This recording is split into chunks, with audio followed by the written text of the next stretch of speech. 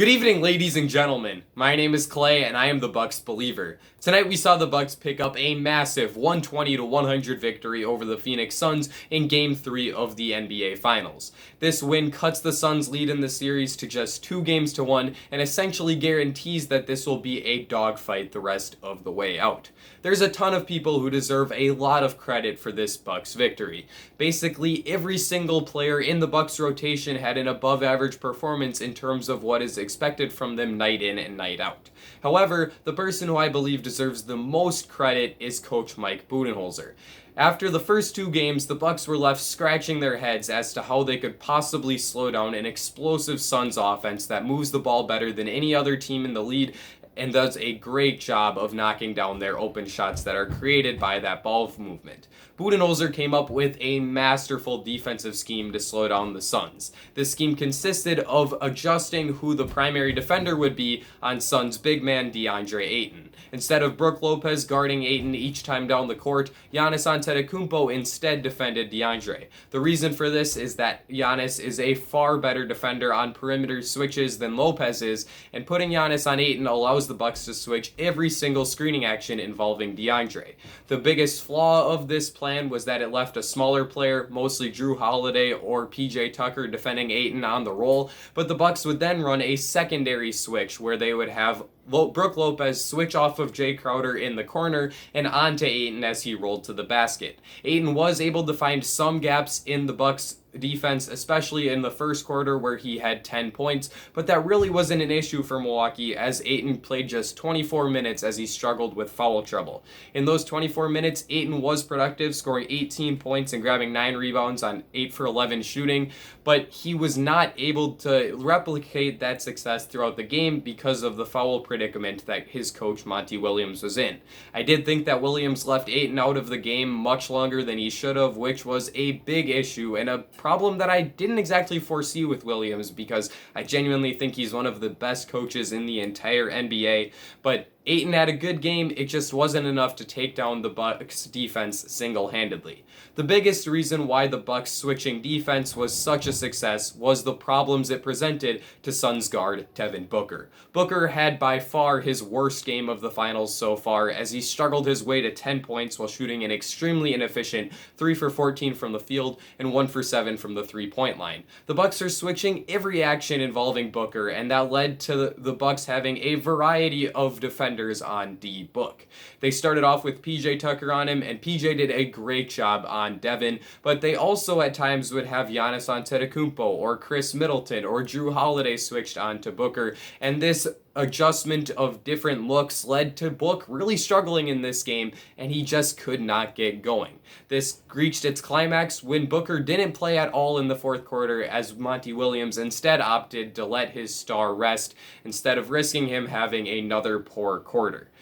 Coach Mike Budenholzer deserves a ton of credit for the defensive scheme that he drew up for the Bucks tonight as it worked to perfection as they held the Suns to just 45 points in the first half of Game 3. There are plenty of other people that I'm going to talk about as well who were incredible in tonight's game, and that all has to start with the Bucks star, Giannis Antetokounmpo. Antetokounmpo had another terrific game, following up what was a historic Game 2 with another historic Game 3. He had 41 points and 13 rebounds, and is only the third player to ever have back-to-back 40-point, 10 rebounds games in the finals, joining LeBron James and Shaquille O'Neal, two top 10 players of all time.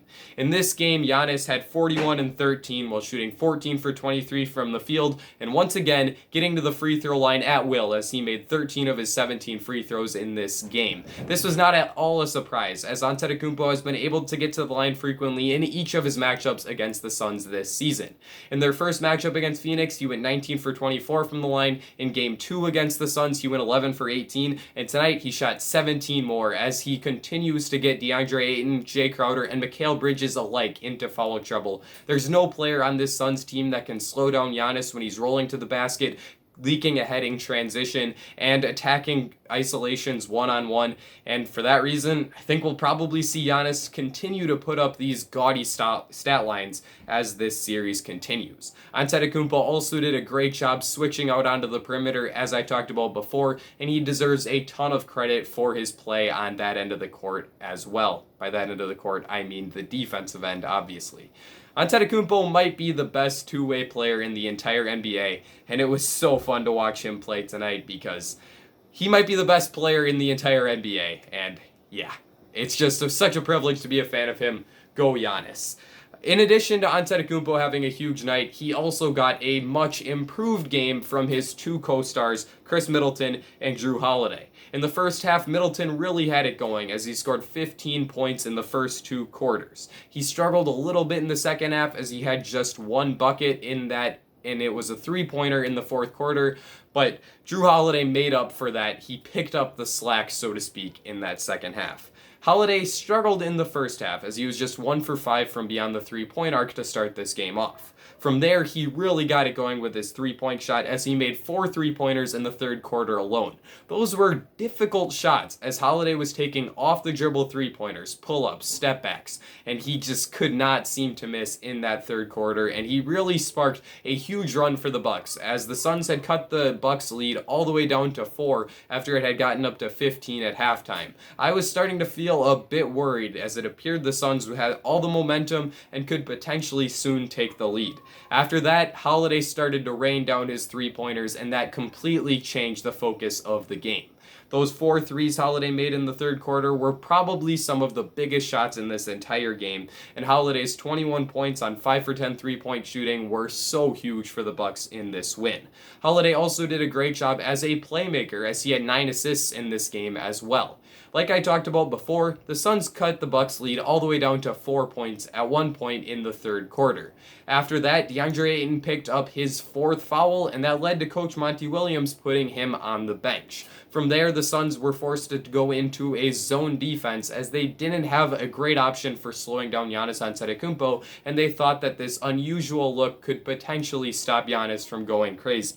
Against this look, Jrue Holiday really got his drive and kick game going as he did a great job of getting to the basket and finding players either on the opposite block, namely Giannis, who had quite a few easy dunks assisted by Holiday, as well as shooters on the perimeter. There were 2 great skip passes that Holiday made on back-to-back possessions for Pat Connaughton to shoot a three-pointer. Connaughton just made one of those 2 three-pointers, but Holiday's passing vision was on display. Speaking of Pat Connaughton, he led another huge game from the Bucks bench. In this game, Pat C had 8 points on 2 for 4 shooting from beyond the three-point line, but each of those threes were huge shots in the third quarter where it gave the Bucks some momentum.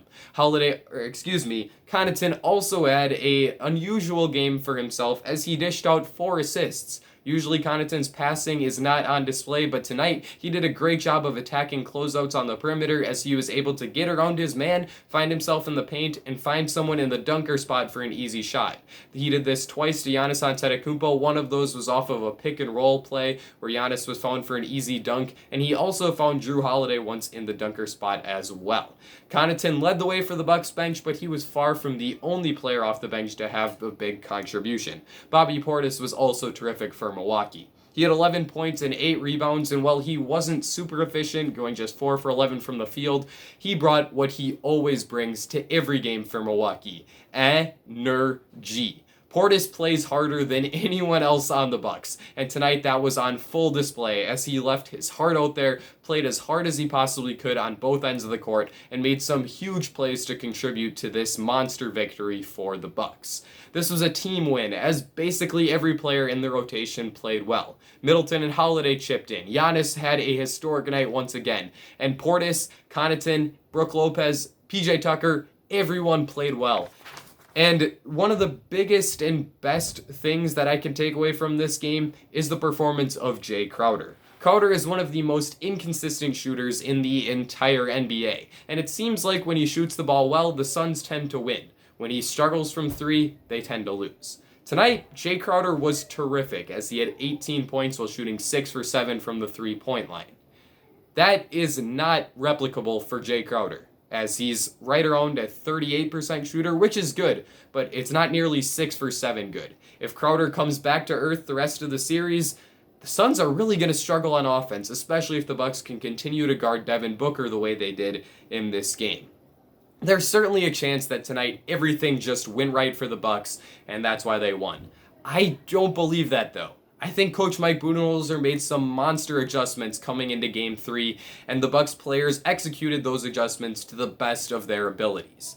The Bucks were terrific tonight, and after watching this game, you have to feel pretty good about their chances moving forward in this series. I'm not one to throw out any wild predictions, but I'm definitely looking forward to watching Game 4 to see if the Bucks can defend home court once again and tie up this series at 2 games apiece. Thank you all for watching this video. Be sure to leave a like and subscribe, especially if you are a fellow Bucks believer. This is the place for you. Also, let me know in the comment section down below what your biggest takeaway from this game is. I think that I've covered everything that I wanted to cover, so that's going to be it for me. Ladies and gentlemen, I will see you all again very soon.